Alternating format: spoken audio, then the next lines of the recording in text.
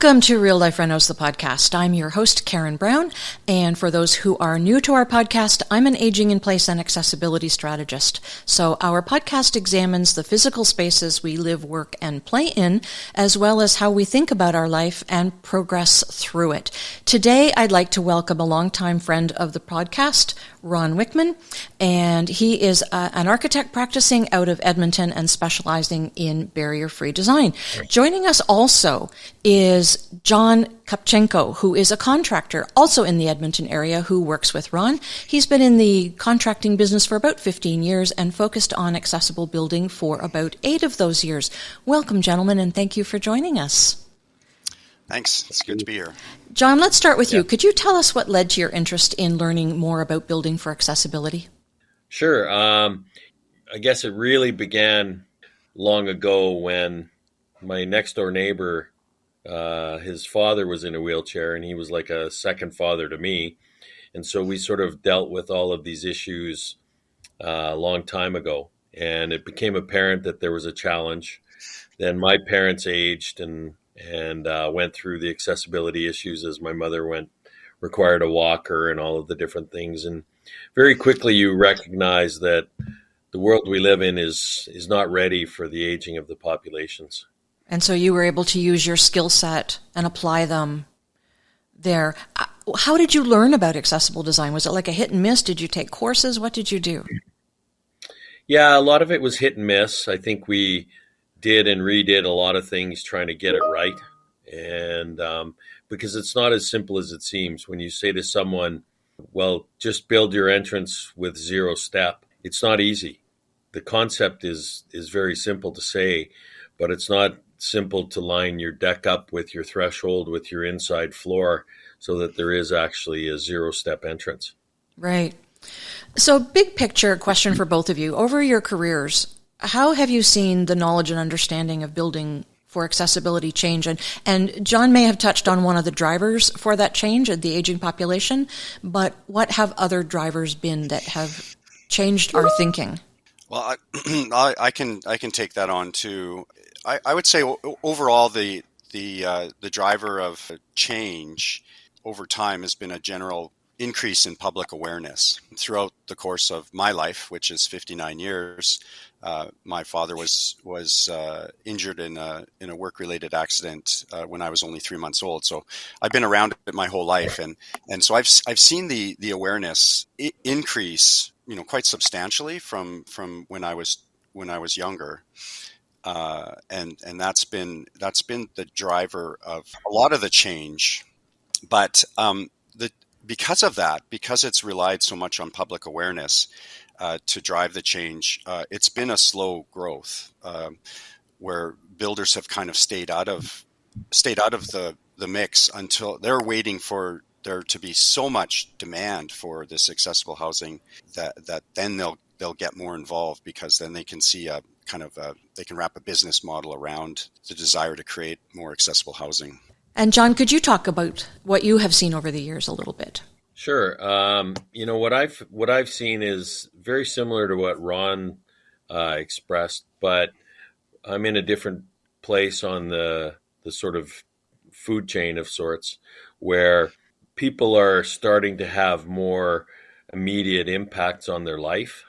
So they're looking for solutions and options to, what was a normal thing like walking out your back door, you can no longer do.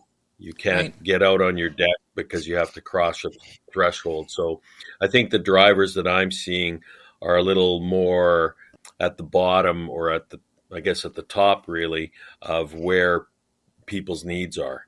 So the big difference for me as a contractor is I'm seeing people asking for different things than they did, say, 10 years ago. And because they have different needs based on where they are in their life. Right. And I think adjacent to that, what I'm seeing in my clients is people who have lived in their homes, in their communities for 30, 40 years, and they don't want to move. They can't afford to move either. So they feel stuck between a rock and a hard place. How do I deal with this place that I don't want to leave, in this community that I'm familiar with? So for me, that's what I'm seeing. Yeah, I would agree. I think there's a lot of comfort in staying in your home. Absolutely. Absolutely. I think if I can add to this too, just thinking about the what we're talking about. When I talk about the generally public awareness, there is more public awareness. I would say that that's also at a higher level. So as you know, John was saying, he's often dealing with clients very directly, like they're all of a sudden their life has been rocked by something. Somebody in the family's had a stroke, or something's happened, and they're just having trouble dealing with the house that they're in. So a lot of times John would be asked to look at a very specific problem or very specific issue with a very specific house. And where I'm seeing change is more at that higher level where people are just aware that there's even this concept of aging in place or visitability. I grew up in a visitable house starting in 1967, but the term visitability didn't become a term until the mid 80s. So I was living in a visitable house. I just didn't know what the word was. And aging in place is something that people are just starting to gain an understanding of, or at least they're understanding that's a concept. And it really became apparent when our pandemic hit, and all of a sudden our long-term healthcare facilities weren't doing a very good job of protecting the residents. So now people want to stay at home, and they're asking for or they're asking for solutions that they can age in place. So just to I know we'll be talking about this more, but I think the lack of awareness right now is people don't know how to get it done. So they know conceptually, I don't want steps. I might need an elevator. I might need a bathroom that can accommodate me in a wheelchair, but I don't know how to get it done. Right. So not everybody will be able to afford an architect, but most people will be able or will default to having a contractor come because that's the person who has the skill set that they need. But when people do have the ability to engage both an architect and a contractor, it's a very important relationship. So let's talk for a minute about the importance of that and who chooses these professionals and puts them together, and how clients can best engage with both of these professionals so that everybody reaches the same end vision that was had to start with. Yeah, I think, a lot of it, again, it comes from the client's need. They realize they have this. So then, a lot of them will start at Home Depot and say, hey, what can I do here? And of course, there's no help there. And so,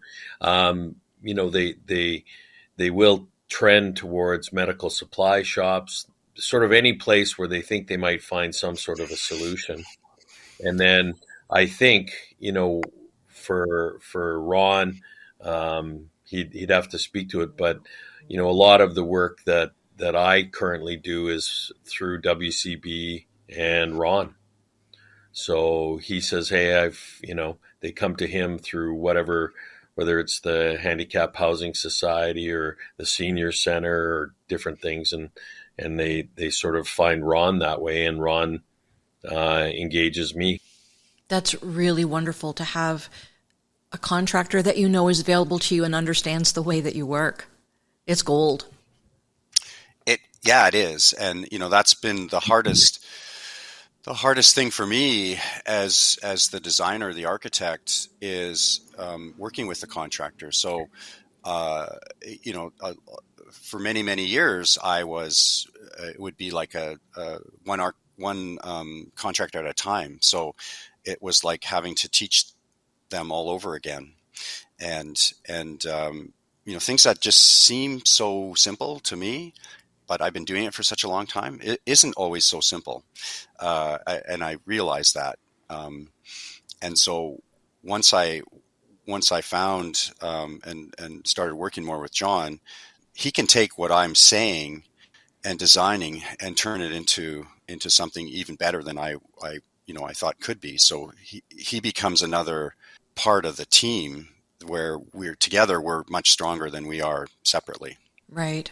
And so how are people finding you? Is it also through WCB or Other kinds of organizations?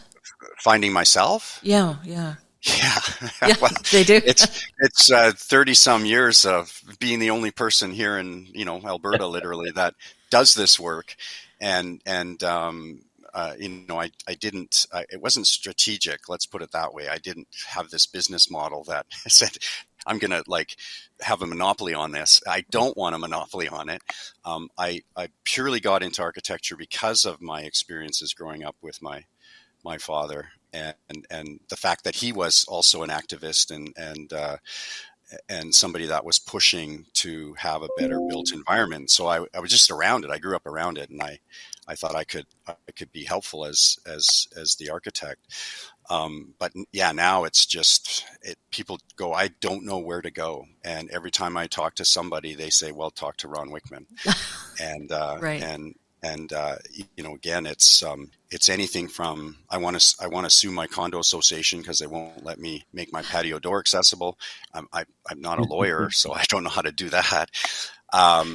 To where can I find a ceiling lift? To where's the best place to go get wheelchairs?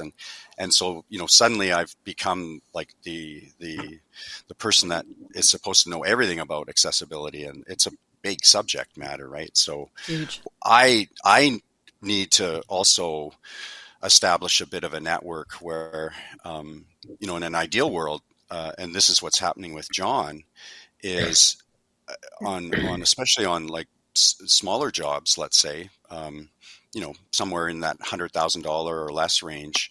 It's very easy now for me to make that initial contact with the client, and then just say, "You're in good hands with John. You don't need me anymore." And I know it's going to be in good hands because he's going to get it done.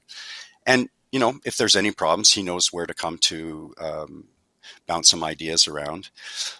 But that's what I've been looking for 30 some years, right? And suddenly that happened working with John.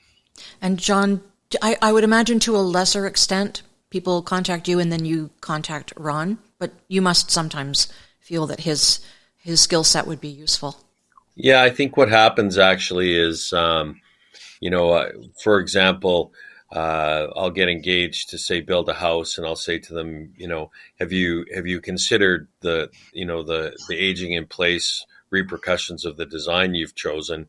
And we can engage someone like Ron to actually make this a reality, right?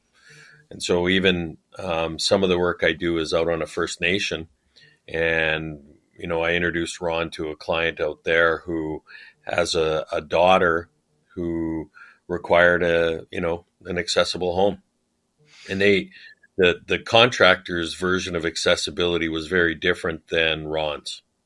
So I think Ron adds a component of future, or I guess I'll say foresight. So Ron looks at the picture of your home in terms of what'll it be like 20 years from now, whereas most people, contractors, look at it as in what's going to fit you today.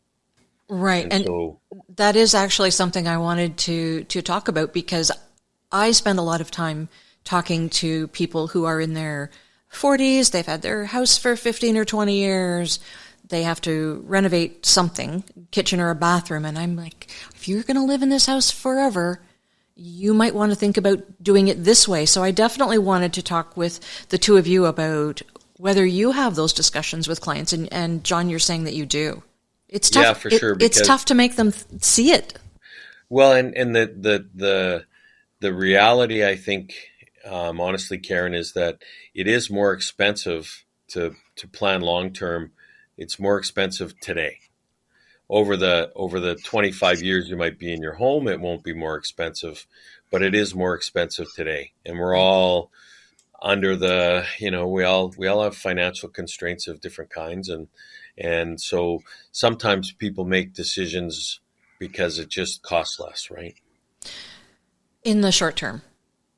Yeah. Yes, short term, exactly. Right. Yeah. For instance, one of the discussions I have quite frequently has to do with showers. Yes. If they're renovating the shower, let's do a roll-in shower. Well, what's that? And they don't know.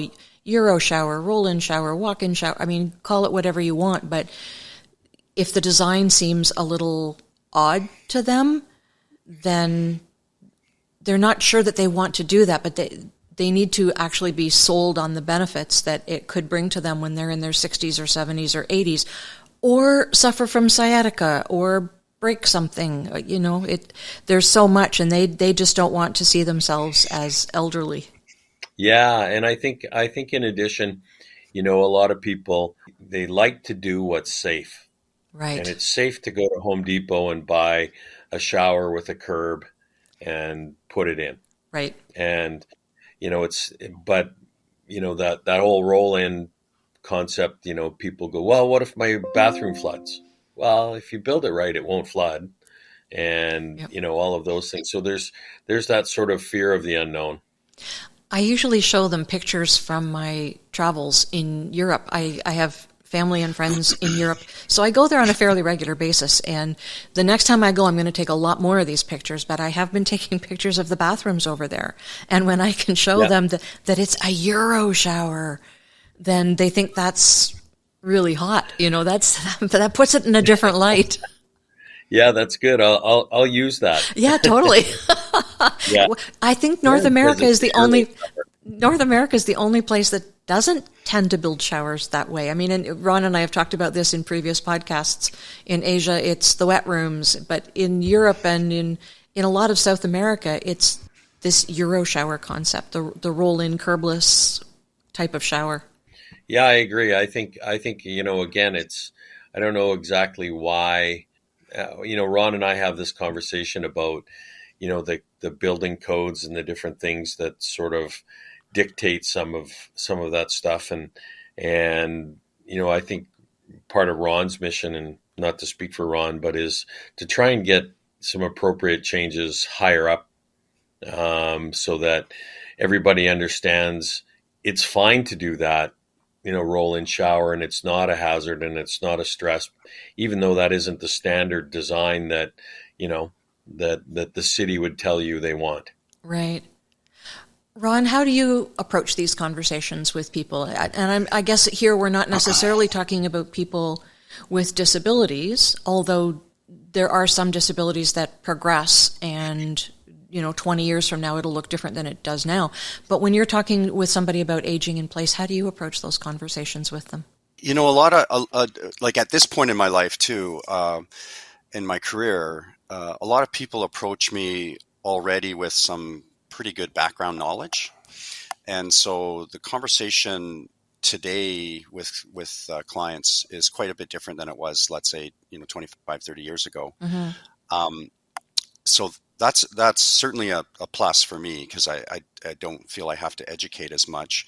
But having said that, John mentioned that we do some work. I do quite a bit of work with the Workers' Compensation Board here in Alberta, and we're talking about people that have been injured in a work-related accident, and it's probably the whole idea of being in a wheelchair or having a disability is completely foreign to them. So there's a lot of education that goes on there. What definitely helps those clients is that I can speak to it from experience, right? So I can say, hey, my dad was actually hurt on the job, and he was paraplegic and he used a wheelchair. So that certainly gives people a real degree of comfort in in knowing that what I say is probably pretty good information for them. So I'm trying to educate people at all levels. So the general public, policy, as John mentioned, is huge. Trying to get the politicians to weigh in and understand the concept. And as the last 3 years, especially as I've been really thinking this through, one thing that I think is really important for our listeners is that we all have to understand that for something like this to really move forward, there needs to be a critical mass of people that understand the issues around accessibility, like truly understand the issues. And that's what's missing right now. So, you talk to politicians and they'll say, yeah, this aging in place, that makes good sense. Visitability, those are great ideas. They're not much money. even in the beginning, maybe a little bit more. They love it, but they don't. That's where it stops, right? Because then they go, well, what is that exactly? Like, how do we make that happen? And as sort of the sole architect that's really pushing this, it's too daunting. I can't educate everybody. John's one of the only contractors that really pushes the envelope as well. You can't do everything, right?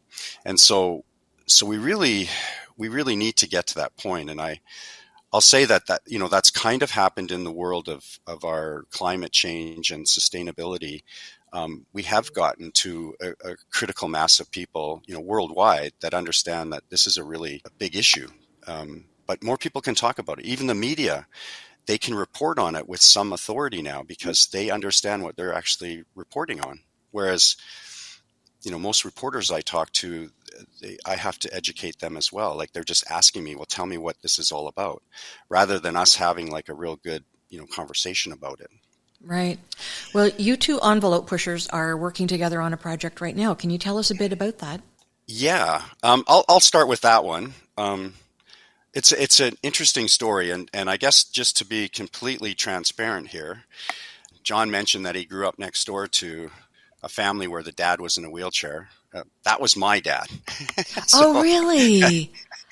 So you two were neighbors. There are stories. You have no idea. Yeah. That's another podcast. We met when we were two. And John has moved out of the family home many years ago, and my mom still lives in the home that I grew up in. And last year, maybe the year before even, the neighbor approached me and said, your mom says that you're an architect. Do you do infill housing? And I said, yes, I do. And she said, oh, I really want to do, I want to tear my house down and build something new, like a new 2-story home. I'm impressed that she knew the term infill. Yeah, she did. Yeah, that's good. And then I, right away I said, well, I to be really upfront with you, I'm not terribly interested in, like, I like infill housing. I mean, that's something I really want to do more of. But I do have this particular stance that you, as a client, I want you to take this issue of accessibility seriously, and aging in place, and also anything to do with green design, green architecture, sustainable design. So, I like the idea of energy efficiency and all the rest. And she really gravitated to both of those issues. She said, well, what do you think about living walls? And I said, yeah, that'd be great. In Edmonton, it's a little trickier than, let's say, Vancouver, but so we've started this adventure of building this house that would allow vegetation to grow all over it. But she really embraced the idea of this house being a kind of forever home for her and her 2 young children and her husband. And they embraced the idea of having an elevator and a residential elevator, and the curbless shower areas and the no-step entrances. And that's also when I mentioned that, I'm working with a contractor that I know and trust and think would be the right person for you to work with. So she was then introduced to John. And so right from the get-go, the three of us, mostly, her and myself, the three of us, right from the design stage. And I was more heavily involved during that design stage, and then of course John's been more involved during the construction stage. But again, for another podcast, John could tell you all about the fact that he was able to tear the house down that he grew up in, and build something new. But one thing I'll say that's interesting is, you've got my mom's house, which is completely wheelchair accessible, but kind of a 1967 version of accessibility. There's a house across the street that was modified to accommodate a lady who has MS, and now there's this new house that is kind of the shining example of what aging in place is all about, and what a really good infill house is all about. So it's a I think it's a good design. It looks nice. It fits nicely in with the neighborhood. It's accessible. It's sustainable. It really is a great example of what good infill housing is all, and just generally what good housing is all about. And we're just in the kind of final stages. The family's moved in, but we still have lots of work to do with landscaping and so on. And the nice thing too, not to make this story too long, but the great thing is that my mom loves the neighbors, and so they've opened each other's yards up, and we're going to do the landscape so that it sort of ties into look like one nice landscaped plan, not two separate ones. That's nice. Mm-hmm. John, what are you going to tell us about living next door to Ron? No, I'm not going to get you to go there. But do you want to talk about this project a little bit? Sure. I think it was really, the initial concept of, oh my gosh, I have to knock down the home I grew up in was a little bit different. But then I thought, well, it's going to get knocked down anyway, so it might as well be me. And, Ron and I were able to retrieve some of the copper piping in there, and we're going to use it at Ron's house for an eaves trough and some of these different things. And so it was kind of a really neat experience, actually. I don't know if when you move away from the home that you grew up in and you go back, it's small, and the hallway, I mean, it's just not what you remember. And so once you walk through there, you went, yeah, this is kind of a crappy old house. And well, you're also many decades removed from it at that point. That's true. I mean, God bless my parents. I'm sure they wouldn't have thought that. But anyway, and so the idea of being able to take my old home and make it into something that's cool, that this lady can age in place in and her family will enjoy, was really exciting. And so, but you run into things when you're doing the infill, like the inverts for the sewer. Right. They're not really low enough. They're not low enough to really allow you to make it easy to do a 0-step entry house. And so you start to run into all of these issues in the infill areas that, you can see that like Ron was talking, the politicians aren't thinking about, this aging in place in advance. But, conceptually now when I go there, it's so cool to see what was my old house that's now this beautiful new home, and it's energy efficient, and there's going to be solar panels on it, and there's an elevator. Instead of having this sort of kludgy walkway with all these stairs along the way, it's a nice ramp that leads up to the front door. And, all of these things are so different. And you go inside, and the showers are all roll in with hidden trench drains. So it doesn't even look like there's a drain. So a lot of people come in and they go, there's no drain in the shower. And, but it's all hidden. Right. And so there, just all of these things. And when you walk in, like Ron expressed, the flow is really good. You can roll under the sink, you can roll under the cooktop. And it's just a really good example of what can be done with a home. Fantastic. Well, we're going to have to do another podcast with some pretty solid video when it's all finished, don't you think? We'll have to have a look at that and show people. Yeah.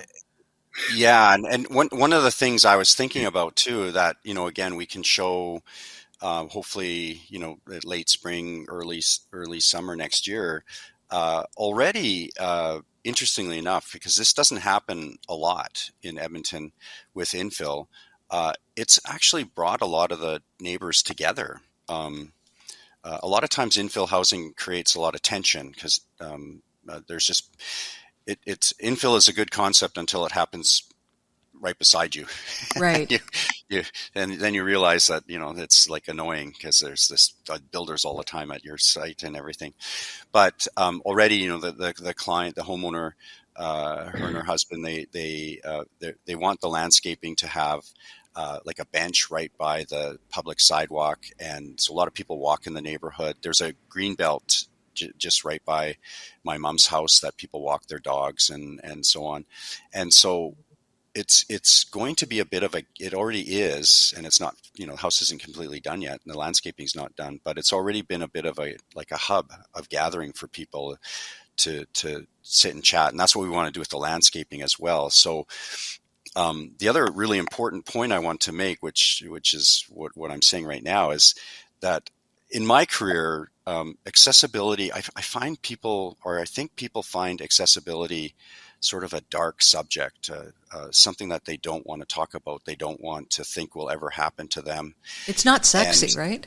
It's not sexy. No. And it's we always say, oh, one day you might be in a wheelchair. Well, people don't want to hear that. One day you're going to be old. Well, people don't want to hear that either. Right. But these are all realities. And so most housing trends sell because people don't need them, they want them. And we have to create this concept of accessibility that people want, not need. And we need to put a real positive spin on how we market the issue, right? And I think it's safe to say that both John and I, this isn't a job to us. This is just part of our lifestyle. And we think about it all the time. We try to get better at it. We try to build on our craft, and the fact that we're best friends and we get to hang out and build together. It's a great lifestyle, right? And it's just a great thing to be able to do. And I think that's what people have to start thinking more about, is like, this is not dark and mean-spirited stuff. This is really good stuff that's just going to make your life, so much better, and everybody's life so much better. Just, I know we've said this many, many times, but a no-step entrance is not just for somebody in a wheelchair. Right. Anybody who has a baby for the first time and starts pushing around a baby carriage understands that life is a lot better without steps. That's right. So yep. Yeah. I'm in love with the idea of the bench by the sidewalk. It harkens back to a time when people did used to sit on their front porches and the neighbors would chat as they passed by. But now front porches are so tiny for the most part, people don't really sit there, and we've moved into our backyards for our leisure outdoor time. Yeah. So I really, really like that idea. Yeah. Let's take just a little bit of a jog and talk about subtrades. That's something that is always something of a concern, because subtrades don't receive education to any great extent, if at all, while they're going through college or as they're learning on the job for those first few years. They don't learn at all. And Ron, you made an interesting point to me as well, talking about people who do have disabilities who really can't afford to have architects and designers and official contractors. So they become their own contractors and they have to learn as they go. So let's talk a little bit about dealing with subtrades and the education that they have to receive and where they need to go in the future. Maybe I can just start. I think John would have more to say about that than me, but at kind of the architect level, what I find is that in general, the trades don't know a lot about accessibility, and they kind of know what they know, and they're usually really good at what they do. But they're generally not, let's say, as curious as an architect would be, or a general contractor, in the sense that we're the ones that tend to think about the house as from a big, high level, big picture, whereas a trade tends to focus more on their particular craft or their specific issue with the house. And so, it takes somebody like John to even talk about a door threshold and go, okay, well, we've got the guys doing the concrete on the outside. We've got the guys doing the flooring. We've got the guys doing the framing. We've got the door supplier. Like, he's got to coordinate all of those various trades who don't know exactly what we're trying to do.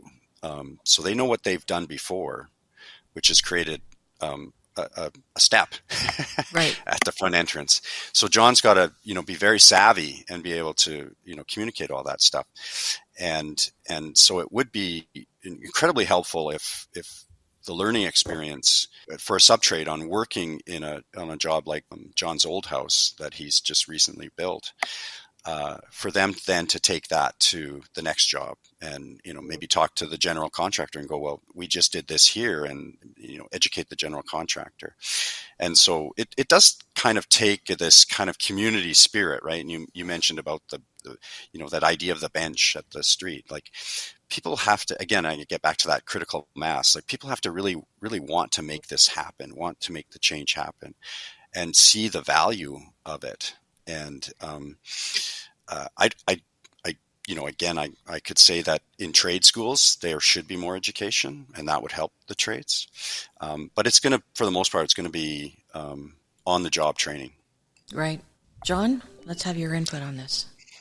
Yeah, I think that when I think about it optimistically, I would like to think that one day there'll be, a section in their training manual that says, accessible design or accessible options for what you do. But today there is no direction of any kind for these people to understand what I guess I'll call it the growing niche of accessibility is actually about. And unless somebody asks them to do it, most people aren't incented to even try to do it. So, back to that whole business model, right, where the builders aren't building you a zero-step entry house until it becomes subsidized or cost-effective or a better way for them to make money. Right. So most subdivisions in Edmonton, for example, because of the design, they need 2 or 3 steps to get in. Well, it's not actually the design. It's the fact that the contractor can save, several $100,000 by not sinking the inverts and the pipes into the subdivision as far. So less dirt work, better profit for them. But the result is the design now requires steps. And so again, the whole thing is really, that concept of circle of life. And somewhere along the chain, it has to start.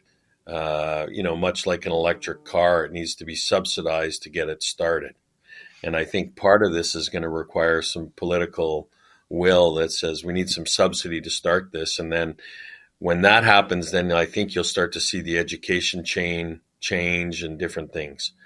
But for the most part, when I talk to even suppliers and say, I want to put the joists inside the foundation so that we can have a zero-step entry, they go, well, we don't do that. I know you don't. That's why I'm asking you to do it that way. And here's how you can do it, right? Right.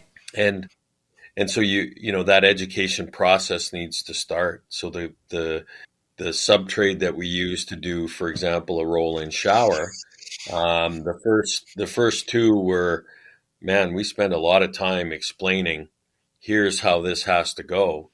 And now I just call them and say, and I need a roll-in shower. And they go, yeah, got it. Right. And so it's in of itself, it's not a complicated process, but you have to have the direction and the desire to do it the first time. And then it becomes like everything else, just routine. Now, John, if you are a person with a disability who needs to renovate their house and you're going to be your own contractor, how do you go about finding trades that can accommodate your wishes? That's hard. Yeah, it is. And unfortunately, you need to, again, maybe it's part of that whole, there needs to be some sort of a recruiting drive or something that creates a list or a place where you could go to find that information. But Right. really, unfortunately, what the, that person needs to do is be educated enough to ask the questions. And I know that's not easy either. And when I say educated enough, I don't mean in overall education. I mean knowledgeable enough in the actual needs of their home. And so Right. that almost leads you back to Ron, right? Or someone like Ron who can give you that information. Right. They need to have very uncomfortable discussions about things like how they use the bathroom. Yeah. With Yeah. a plumber who is going to be equally uncomfortable and still not understand the solutions, right? It's not easy. No, and unfortunately, there are things where needs change. Ron and I did a really nice, accessible washroom for a gentleman a couple of years ago, and he went in there, and when the OT said, I think rather than you transferring because you're getting older, you should use a commode chair. So instead of going from a comfort height toilet, which he could transfer to, we now had to go to a little baby toilet that his commode chair would go over. And so the aging in place process isn't, a one and done thing either. Right. Last question for both of you. Over the next 5 years, if the world were perfect and you were the ruler, what would you like to see happen in your respective professions with regard to building for accessibility? I mean, in very practical terms. I'll start with that one. Yeah. I think there needs to be like a stronger education program that also meets people where they're at. So, I've been part of a lot like Canada Mortgage and Housing. They've created a lot of documentation. So it's not that hard to find out about this stuff if you go to their website, for example. They've got a great series called Accessible Housing by Design. I think there's like, let's say 13 chapters. And, I helped produce that for them. And you can go to like a 20-page document that's all about accessible kitchens, and then another 20-page document that's all about accessible bathrooms. So the information is there, but it's really hard to sift through. Like, it's really hard for somebody to, go online and find this stuff and then like read through it and go, okay, well, again, I understand that a curbless shower can be done, but there's nobody really telling them, well, how do you find the subtrade that can do it, and how do you talk to them about it, and how do you convince them that it's not so hard to do, and so I think there needs to be this education or this awareness program. Certainly it's something that I've always thought in my career that eventually, as I'm just about 60 now, so I kind of see that as my role. I've spent a long time learning this, and I feel like it's getting to be time that I need to start educating more, and it's hard for me to make that change because, again, there aren't enough contractors like John out there and other architects that allows me to kind of just leave that part of the business, the design and construction part, and just concentrate on education. So I'm waiting for that time when I feel like maybe I can, do that. In the meantime, I just do as much as I can, but it sure would be nice to have like, a group like Canada Mortgage and Housing or any municipality and government to invest some real dollars into this and create programs where, Karen, you're very knowledgeable, like if somebody would actually pay you to teach and educate, the three of us would all be happy to do that and bring our knowledge to people. But we tend to just volunteer our time on stuff like that. And you have to be a bit careful, right? About how much time you give to things like that. So it just gets back to more and more people need to learn more about this, about the issue of accessibility, and kind of understand each other's roles in this to be able to talk competently about it. I will post the link to the CMHC document in our podcast notes, because that is actually a good place to start for people who are their own contractors. Right. Then at least they can have some exposure to the concepts and the language to some extent, because even understanding how to talk to your contractor is a different language for many people. Mm-hmm. Yeah. John, what would you like to see? Well, I just comment to that last statement, Karen. I think, for better or for worse, most people choose the path of least resistance. And so when you talk to your contractor, I think it's important that you stick to your sort of guns. And for example, when you say I want a roll-in shower, and he says, well, I can get this shower pan and it's only an inch, so it works. It's the same, and people go, oh, okay, but it's not the same. Not at all. And he's taking the path of least resistance because it's easiest for him, because we're all busy. And so there's a different sort of the individual has to be able to stay their course in terms of what they need and want. So this is not a new thing. When Ron designed the house I live in now 25 years ago, he did some, unique things. And I remember having the conversation with the contractor saying, well, why do you have 36-inch doors? And I said, because I want 36-inch doors. Yeah, but 32 is more than enough, and they're cheaper and easier to put in. And I understand, but I want 36-inch doors because one day I might need a walker. Oh, well, I know, come on, right? This is just easier and cheaper, and why would you spend, that's what I want. You might want to move a couch in. Yeah, like some simple things, right? But the, I think, again, unfortunately, the economics of the world we live in drives people to take that path of least resistance. And so, therefore, one of the key criteria to having a successful, accessible renovation is going to be understanding what you want and then sticking to it, even though they tell you that's not the way it's normally done, or that's not normal, or that's going to cost more, or whatever.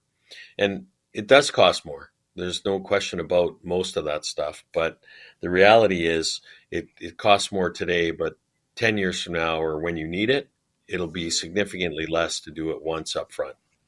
And also, I will point out that contractors are excessively busy right now. So, 20 years from now, or even tomorrow, if you should have something unfortunate happen to you, or your disease progresses to a point where you need to make changes in your house, you will probably not find a contractor who can come next week or next month. It could be a 2-year wait.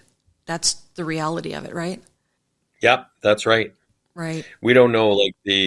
I read an article from one of the CEOs of a fairly significant construction company in Canada, and they estimate that over the next 10 years, 40% of the skilled tradespeople will be retiring, and they're currently being replaced at a rate of 1. So, you're talking about 4 in 10 going away and 1 replacing that person, and we're already so overwhelmed that 10 years from now this is going to be significantly worse, and the costs, you're exactly right, will be higher. That's brutal. All right. Any last words from either of you? I was just thinking about this conversation. I think when I was probably about closing in on 50, so 10 years ago, I would say I'm not trying to influence anybody older than me. I'm trying to influence people younger than me, because they're the future. And it just sort of dawned on me as I was listening to you and John talk. We do have a real opportunity to educate young people about these issues. I think, based on my own kids and their circle of friends, there's a greater awareness and sensitivity to issues around accessibility. And the other thing, as John said too, as the old guard is leaving en masse, the young people they're not going to get as much on-the-job training. You're just going to be sort of thrown into the trenches and you have to figure it out for yourself. And I think a lot of young people go to, YouTube videos and other things to figure out how to solve problems. So, that could be part of the education program as well, is to use social media to to educate people and let them know that, these aren't really that hard to do. You just have to be aware of them, right? And so how you access information, I guess, is also going to be critical for us to know, how do young people want to learn, and where are they going to go to learn? And I think the best way is to work with somebody who's done it before. But as John said, that's not going to be happening as much, right? And I've certainly noticed that in the industry. So there's got to be other ways to kind of train people. Right. John, any last words from you? No, I guess sort of a general comment that I think it's great to be involved in something like this, where people have a resource they can go to understand what it may or may not benefit them in terms of getting, staying in their home and having future accessibility, right? Right. I think that's really good. And I mean, nobody really has a crystal ball about how we're going to manage it for the future, but I'm cautiously optimistic that, the forces of our market and world are such that as demand increases, so will attention. And it's unfortunate that we have to wait for that demand to increase before the attention is put there. But I am optimistic that one day we'll get there. That's a good note to end on. Well, my thanks to Ron and John for their valuable insights. We are all the better for hearing them. And my thanks to our audience for joining us. And I hope to have you join us again on Real Life Renos, the podcast. Real Life Renos, the podcast is a production of Reno Studios, executive produced by Karen Brown. This is Real Life theme, music, and lyrics by Jane Carmichael, recorded at Swamp Songs Recording Studio in Lucan, Ontario, engineered by Matt Weston. Thank you for tuning in.